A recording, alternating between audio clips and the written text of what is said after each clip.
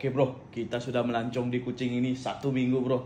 Oke bro, kita balik Sabah lah bro. Tapi bro, janganlah kita driving bro. Aduh penatnya, jauh rupa-rupanya dari Kuching pergi ke Sabah, Sabah pergi ke Kuching bro. Aduh. Oke, siapa bro, siapa bro.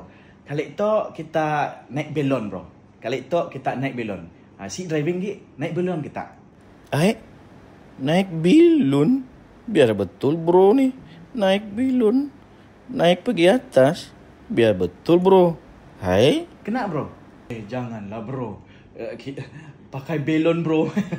Nanti kalau kita pakai belon bro, kita bukan melayang pergi Sabah, nanti kita melayang pergi Papua nanti bro. Janganlah bro. Janganlah pakai belon. Kita naik kapal terbang saja lah bro.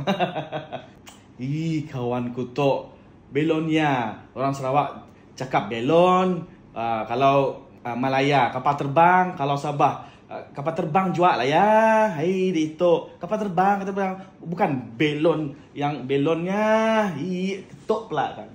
Oh, belon tu dalam bahasa Sarawak kapal terbang. Oh, baru saya tahu. Ibu manas po sagam lo. Yalah ya. Tapi kalau kapal terbang Syarikat Sarawak bukanlah belon. Borneo po. Borneo. Sabah ada.